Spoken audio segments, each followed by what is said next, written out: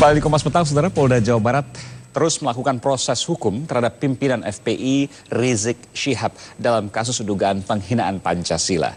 Polda Jawa Barat rencananya akan melakukan gelar perkara kedua kasus dugaan penghinaan Pancasila pada Senin besok. Sebelumnya gelar perkara telah dilakukan setelah memeriksa sejumlah saksi. Gelar perkara kasus dugaan penghinaan Pancasila akan menentukan status hukum pimpinan Front Pembela Islam FPI Rizik Syihab. Sejak kasus dugaan penghinaan Pancasila dinaikkan ke tingkat penyidikan, Polda Jawa Barat telah melakukan gelar perkara sebanyak 2 kali terhadap kasus ia dan FPI Rizik Syihab. Gelar perkaranya digelar 2017. Kapolda Jawa Barat Irjen Anton Carlian menyatakan status Rizik Syihab kemungkinan besar ditingkatkan menjadi tersangka. Ya, kan statusnya menjadi tersangka. Setelah tersangka, Pak, mengingat ancaman hukumannya, apakah akan juga diikuti dengan penahanan? Masalah penahanan itu kan sangat subjektif gitu kan, subjektif dan bukan harus, bisa iya, bisa tidak. Agar kalau diperiksa tidak usah memobilisasi massa, kan itu akan mengganggu ketertiban. Sekarang hajat saja yang mengumpulkan hanya sampai 1.000 orang kan harus izin. Sampai dengan gelar perkara kedua, polisi telah memeriksa 15 saksi untuk melengkapi berkas penyidikan. Saat menjalani pemeriksaan sebagai saksi pada 12 Januari lalu di Polda Jawa Barat, Rizik membantah melakukan penghinaan terhadap Pancasila.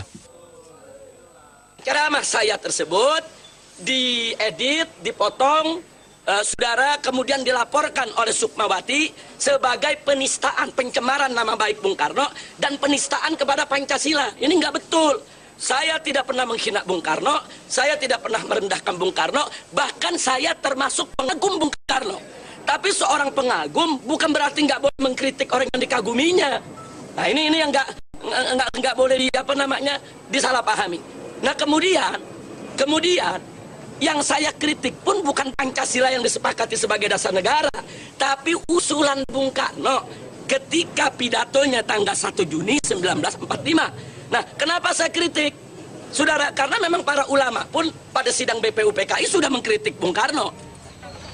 Sebelumnya, laporan terhadap Rizik Syihab disampaikan Sukmawati Soekarno Putri pada 10 Oktober 2016. Tim Liputan Kompas TV. Saudara, lebih lengkap soal gelar perkara kasus dugaan penghinaan Pancasila, kita bergabung dengan Diki Irdan dari Bandung, Jawa Barat. Terkait dengan pemeriksaan besok, Diki, statusnya sudah naik dari penyelidikan ke penyidikan sejak pekan lalu. Apakah besok akan diumumkan status bagi Habib Rizik Syihab? Ya, Aiman, Fristian, dan juga saudara, selamat petang. Rencananya awal pekan depan, ini artinya esok hari Senin akan dilangsungkan gelar perkara yang ketiga. Gelar perkara ketiga ini tentunya nanti akan menentukan status dari Rizik Syihab yang saat ini masih statusnya menjadi saksi. Setelah gelar perkara ketiga dilangsungkan pekan depan atau besok, ini nanti akan menentukan apakah terbukti begitu melakukan pelanggaran ataupun juga diduga melakukan pelecehan terhadap Pancasila maupun juga pencemaran nama baik terhadap Bung Karno, yang mana pada hari Senin lalu 23 Januari 2017 gelar perkara kedua sudah dilangsungkan di Mapolda Jabar. Gelar perkara analisa dan juga evaluasi yang melibatkan penyidik dari Ditreskrimum Polda Jabar, termasuk juga tim dari Bareskrim Mabes Polri, diantaranya Divisi Hukum dan juga Irwasum atau Inspektorat Pengawasan Umum yang turut hadir dalam gelar perkara kedua, berlangsung selama kurang lebih 9 jam dari pukul 10 pagi hingga pukul 7 atau pukul 19 waktu Indonesia bagian Barat. Pada gelar perkara kedua, hasilnya adalah masih harus memeriksa sejumlah saksi. Di antaranya beberapa saksi nanti akan dipanggil kembali begitu dan juga diperiksa terkait dengan penyelidikan yang kini dinaikkan statusnya menjadi penyidikan, termasuk juga memeriksa sejumlah barang bukti. Disampaikan Kabid Humas Polda Jabar, Kombes Pol Yusri Yunus, selain barang bukti berupa video yang di dalamnya diduga berisi ujaran terkait dengan dugaan pelecehan terhadap Pancasila dan juga pencemaran nama baik Bung Karno, sejumlah barang bukti lainnya juga masih terus diperiksa oleh Kepolisian Daerah Jawa Barat bersama tim dari Ditreskrimum Polda Jabar. Di antaranya adalah barang bukti terkait dengan surat izin keramaian yang tentunya dalam setiap gelaran acara yang melibatkan massa yang banyak ini harus memiliki atau mempunyai surat izin keramaian terhadap pemerintah daerah setempat. Sementara itu, Hingga saat ini pasca gelar perkara yang dilangsungkan hari Senin lalu 23 Januari 2017 sudah ada 15 saksi yang diperiksa oleh Mapolda Jabar dan ke depan akan dipanggil beberapa saksi dan tentunya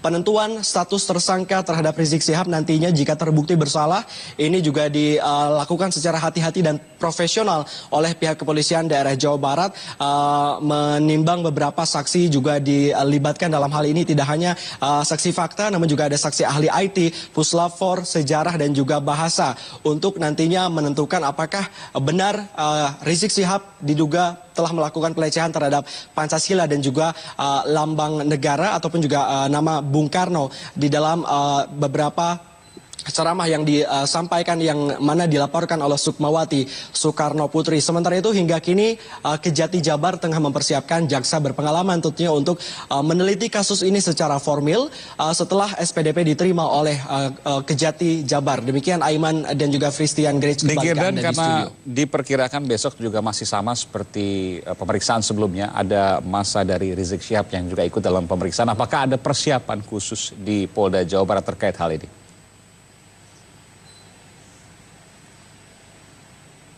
Ya, untuk petang ini tidak ada persiapan khusus, namun tentunya besok jikalau memang ada masa yang nanti akan mengawal terkait dengan gelar perkara, tentunya pihak kepolisian daerah Jawa Barat yang juga berkoordinasi dengan Polrestabes Bandung ini akan menyiapkan beberapa penjagaan tentunya di halaman markas Polda Jabar yang terletak di Jalan Soekarno-Hatta mengantisipasi adanya keributan yang terjadi. Namun pada gelar perkara ketiga yang dilangsungkan atau direncanakan akan digelar pada pekan depan ini belum akan adanya pemanggilan terhadap Rizik Syihab. Pemanggilan terhadap Rizik Syihab akan dilakukan atau dilangsungkan oleh Polda Jabar setelah gelar perkara ketiga selesai, setelah didapati status daripada Rizik Syihab akankah dijadikan tersangka atau tidak. Demikian Aiman Wicaksono. Baik, terima kasih Dikir dan melaporkan langsung dari Bandung, Jawa Barat. Ya saudara, selain laporan terhadap Rizik Syihab yang ditangani Polda Jawa Barat, Rizik Syihab juga dilaporkan ke polisi dalam sejumlah kasus. Di antaranya kasus gambar mirip Palu Arit yang ditangani di Jakarta oleh Mapolda Metro Jaya dan laporan seorang anggota Hansip di Balikpapan, Kalimantan Timur. Pimpinan FPI Rizik Syihab kini harus menghadapi sejumlah laporan. Salah satunya laporan yang disampaikan ke Polda Kalimantan Timur oleh seorang anggota pertahanan sipil atau Hansip bernama Abdullah pada 23 Januari lalu. Abdullah menganggap Rizik Syihab melontarkan penghinaan terhadap profesi Hansip melalui media sosial. Kapolda Kalimantan Timur menyatakan laporan ini ditindaklanjuti. Karena itu laporan dari masyarakat harus kita tindak lanjuti. Berarti laporan sudah diterima dan saat ini sudah diproses ya Pak? Ya, kita proses, minta saksi-saksi. Otomatis kan ada saksi ahli bahasa nanti, saksi apa. Tak hanya di Balikpapan, pernyataan Rizik yang diunggah ke media sosial kembali menambah daftar laporan ke polisi untuk Rizik. Rizik menyebut hologram logo Bank Indonesia pada lembar uang rupiah baru yang dikeluarkan Bank Indonesia mirip Palu Arit. Rizik beranggapan pengamanan uang kertas dengan recto verso bisa memiliki banyak pilihan. Verso. Nah, di sini perlu saya sampaikan. Sebetulnya bahwa teknologi pengamanan uang kertas dengan metode recto verso itu memiliki ribuan bahkan jutaan alternatif bentuk. Nah, ini contohnya. Kan bentuknya bisa seperti ini, bisa seperti ini, bisa seperti ini, bisa jutaan bentuk. Nah, yang jadi persoalan, kenapa Bank Indonesia memilih recto verso dengan bentuk ini? Ini bentuk mirip-mirip Palu Arit. Nah, ini yang kita protes. Uang itu kan sudah ramai itu. Uang itu 2001 sudah ada sistem itu. Kenapa baru sekarang diangkatnya? Kan itu aja. Kalau di investasi Palu Arit ya bisa-bisa saja dibicara, tapi kan lihat aja dulu. Gitu. Jadi itu hanya interpretasi pemikiran. Iya, kan sudah ada Bank BI menyampaikan. Hasil daripada keterangan ahli sampaikan bahwa itu uang bukan gambar. Itu Bank BI itu ahlinya loh. Bank Indonesia telah menyatakan hologram dengan teknologi recto verso merupakan salah satu sistem pengamanan mata uang untuk menghindari pemalsuan. Tim Liputan Kompas TV.